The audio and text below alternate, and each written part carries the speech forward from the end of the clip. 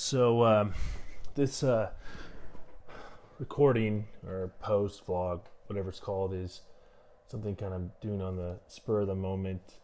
I have a few minutes before I have to get ready for work, and just kind of figuring out how to best use this time.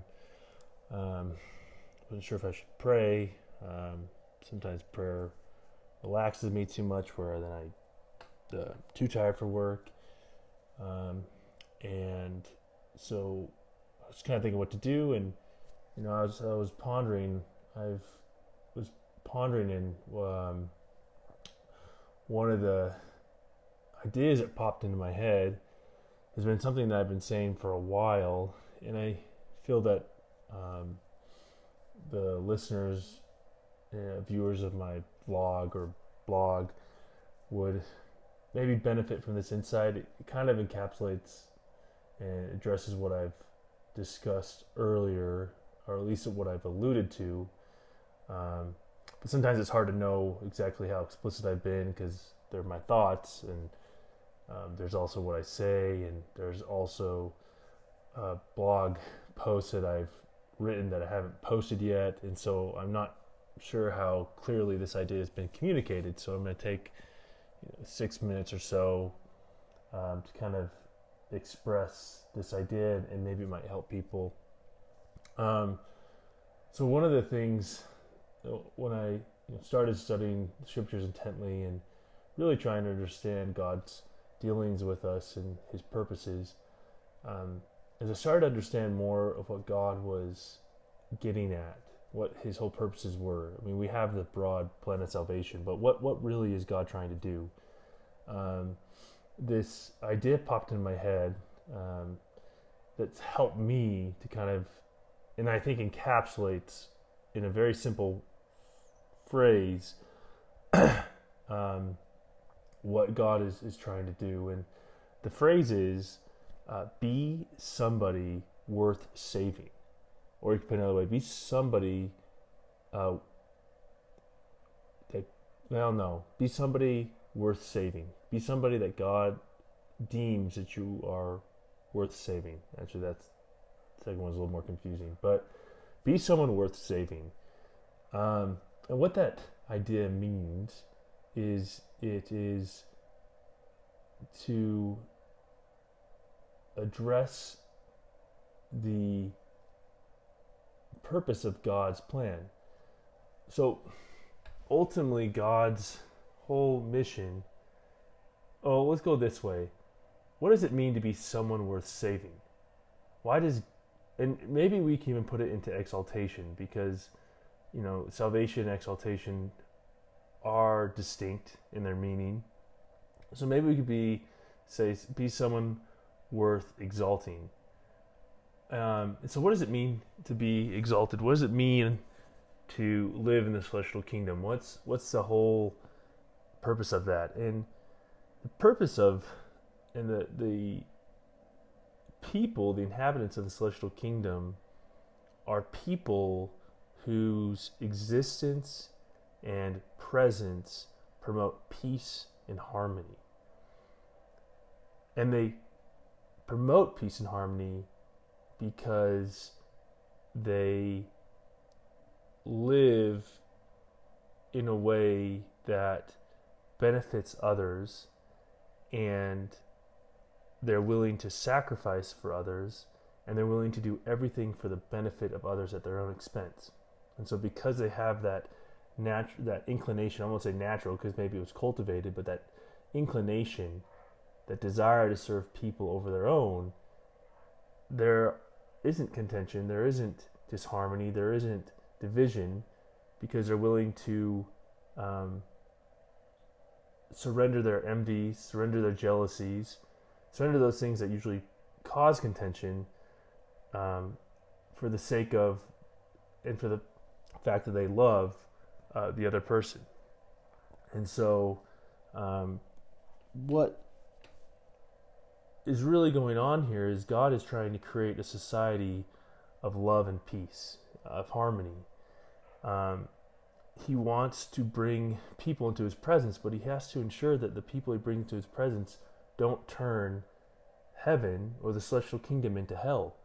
I mean, we see this in our own lives. We see that one person whose contention or resentment or just plain cantankerous nature can ruin the whole environment for someone else. You could have a party, a family party, or you could have friends. You could be going out and the friend is bitter and resentful, and it brings the whole mood down. Or you can see how the spreading of gossip in a community and a group of friends can absolutely create division and divide. And just that one person can have such an outsized effect on the happiness and state of being of the other members in the group. And that's exactly what God is trying to avoid.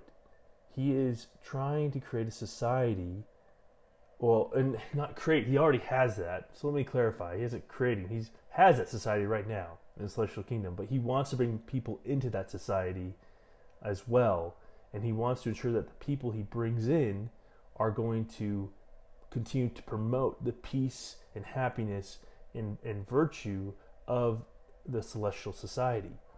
And so that's why we're here on earth, because we need to learn those things. We need to learn, and we learn those things through experience, right? You can read about happiness and kindness and self-sacrifice in a book, and you can think about it abstractly, but then there's the actual practice of it, and that's a very different thing. That it's a lot harder to do than just think about. You can think about virtue all you want, and it's good because it trains your mind on it, but eventually you're going to have to practice it. You're going to have to do it. And that's where the real test comes in, to see whether you are actually a loving person or you are just feigning to be one, or you just have a mistaken belief that you are one. And so this idea of being someone worth saving or being someone worth exalting really goes at the core of the gospel. That's what the gospel is all about, is giving us the tools to then be people who are worth saving, to be sanctified people, set apart from the world, that we don't involve in contention, we don't involve in jealousy, we don't involve in envy, that we aren't, that our concern and our interest is on the well-being of the neighbor. And then you kind of expand it out. If two people have that same disposition, then they're not going to fight against each other, because they love each other too much to do that. Because they love each other, they don't want to hurt the other person. Now, there's not to say that like truth can't hurt you. I mean, sometimes you have to be honest. But then again, when you're in that society where both people are having the same level of love, the correction given to one person to another is not seen as offense, but seen as love, because they love each other and they know that what the person is doing for them is out of love and not vindictiveness. And so any correction is received by the other person and valued. And so there can't be contention. And that's why God's kingdom is so amazing, is he has populated it with beings who promote peace and love, whose existence is loving, whose existence is selfless, whose existence is dedicated to the well-being of others, and who will give up their all to help others come up. And we see that through the example of Moses, and we see that through the example of prophets and ancient holy people, righteous, good people, who were willing to give up their time, their talents, their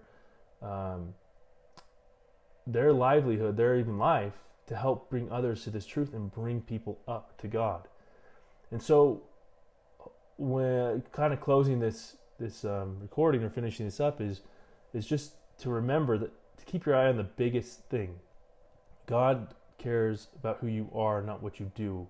And what I mean by that is, he wants you to actually embody who he is, his character. He doesn't want you just to merely do these commandments, because that doesn't really change you if you don't have the mind and the direction to actually embody the commandments. That your existence, just doing what you do, your nature embodies the law of God. And when you do that, that's what leads to the society of peace and happiness, and that's what leads to paradise. um, because the people that are part of that paradise, the inhabitants of that paradise, are people who promote peace and harmony. And so that's what's really all about. And that's why some people will be very surprised in the end times or when they die to realize that they don't inherit everything, because their real existence is actually creating hell and not heaven. And they can't be in that society. And more so, they wouldn't enjoy it either, because their lives are their lives orbit around their selfish behavior, that they wouldn't be able to feel comfortable in a society where people are loving and kind and peaceful, and it'd be too uncomfortable for them. They wouldn't have the drama that they want, and they wouldn't be able to participate in that level of love, and it would actually be a hell for them in some ways. Furthermore, they would be exposed to people who are far righteous than they were, which would just make them feel terrible about themselves. And so it's also a sign of love, but it's kind of a two-edged sword. Is the wicked person wouldn't be happy in that society, but that society also would not be benefited by the wicked person, because that wicked person would bring them down, would bring the society down by the wicked person's just natural behavior and conduct. And so I encourage you, as you go about your day, to kind of think about, is your existence creating a little mini heaven in your life or in the community around you? Are you leading to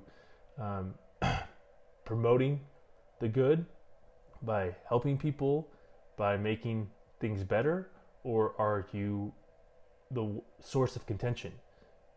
When you're around, does contention follow you? Does it seem that there's always infighting and that you are the source of drama? Do you like drama? Do you love juicy gossip? Do you love some conflict? Do you like getting in the mud with others, so to speak, and having kind of a fighting, a conflict, not necessarily an argument, because arguments are necessarily bad if it's done with reason and understanding, but if you just enjoy the fight and revel in that, then you are not worth saving. Your life and your existence is promoting hell. And if God put you in the celestial kingdom, you would turn the celestial kingdom into hell, and therefore ruin what the celestial kingdom is all about, which is a place of eternal happiness and joy, peace and harmony, which is embodied in Zion. And so, again, be someone worth saving, or more importantly, be someone worth exalting. And I will work on providing more blog posts to explain how that's done and other ways, but hopefully that might help some people. Thanks.